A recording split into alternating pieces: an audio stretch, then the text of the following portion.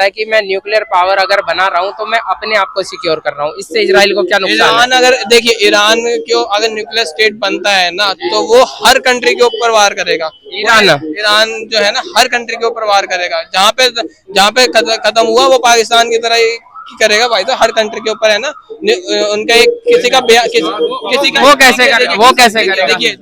देखिए किसी का एक बयान था। अमेरिका ने खुद जो शांति का प्रतीक बनता है वो खुद परमाणु अटैक कर चुका है जापान के ऊपर। हाँ। उसके अलावा किसी भी देश ने इतने ने परमाणु बम बना लिए, किसी ने किसी देश पे नहीं मारा, क्योंकि तो उन्होंने देख लिया है। क्योंकि अमेरिका ने जब देखा कि भाई साहब हमारा जो कितने TNT का धमाका जो है ना कितने लोगों की जान गई है ना, उन्होंने एक तरीके से अंदर से जो होता है ना पछतावा, हमने अगर न्यूक्लियर अटैक करा तो एक पूरी सिटी जो है ना तबाह हो जाएगी, पूरा शहर तबाह हो जाएगा। इस वजह से जो आज बयान आया, पहले कहते हैं पहले ताकत आजमाई जाती है तब शांति आती है। पहले ताकत कैसे आजमाई जाती है?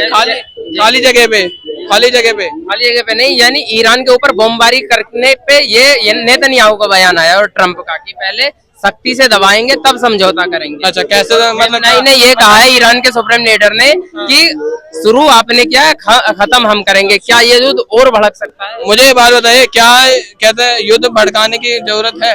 अरे शांत रहो।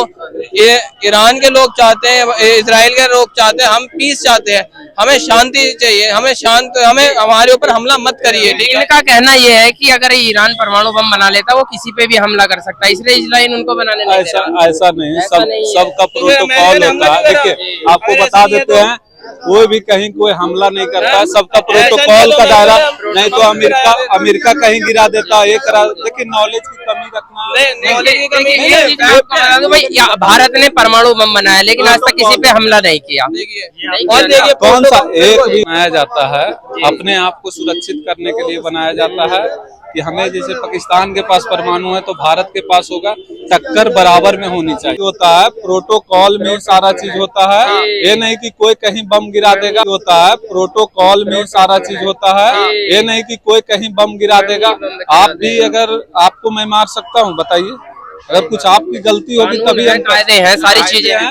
इसलिए ये सब गलत बात है कि कोई कहीं भी गिरा सकता है, ये सब मतलब नहीं बोल सकते क्योंकि छोटे मोटे बारूद नहीं है। ठीक, वो ऐसे बात नहीं कर सकते कि कहीं भी गिरा दे सकते। तुम मुझे थप्पड़ मार सकते हो? नहीं मार सकते हो, तो कोई कैसे क्यों करते हैं? ईरान अपने बम बनाता है, परमाणु बम बनाता है, अपने प्रोटेक्शन के लिए बनाता है। ये आप कह रहे हो कि कहीं भी गिरा सकता है परमाणु, ये कह रहे हैं कि अपने प्रोटेक्शन के लिए इंटरनेशनल लॉ भी होता है, उसके हमें फॉलो करना पड़ता है। इस वजह है, तो आपने गलत बोला है। आप कैसे कह सकते हो कि किसी भी के भी ऊपर अटैक कर सकता है ईरान?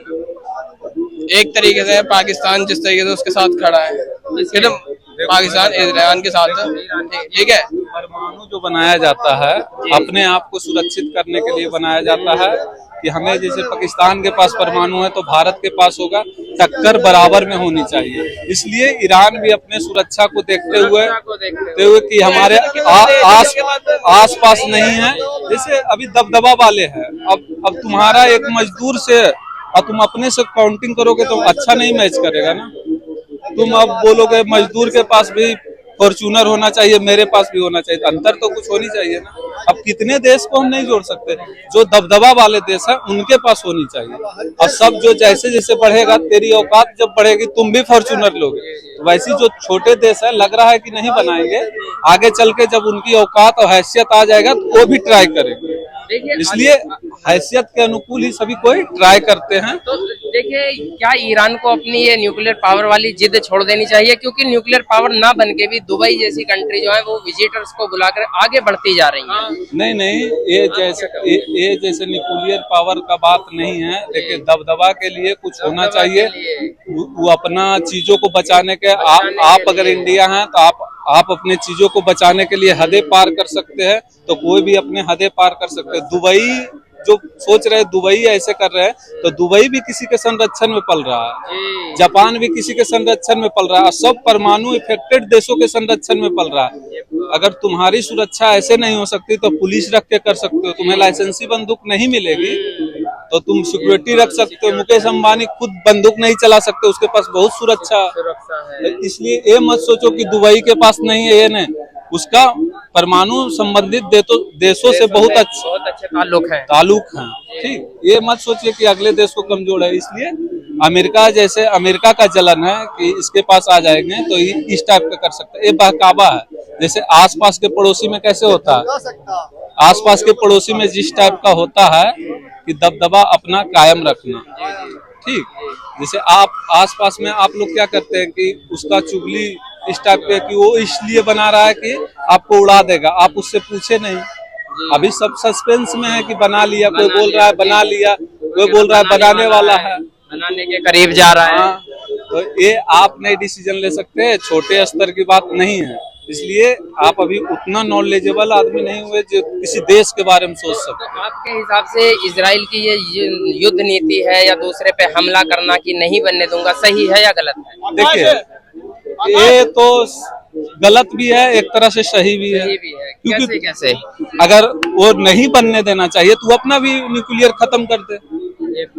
ठीक, अगर नहीं भी बनना दे वो अपना खत्म कर दे, सारा डिस्पोजल खत्म कर दे। अगर फिर तुम रख रहे हो तो अगला भी तुम्हारे बगल वाला रखेगा। अगर पाकिस्तान मुझे बोलेगा कि न्यूक्लियर भारत नहीं रखेगा, तुम्हें लगेगा कि मैं ना रखूं। जब इतने पैसे और लागत लगाते हैं तो अपने सुरक्षा के लिए लगाते हैं, इसलिए किसी को नहीं बोल सकते।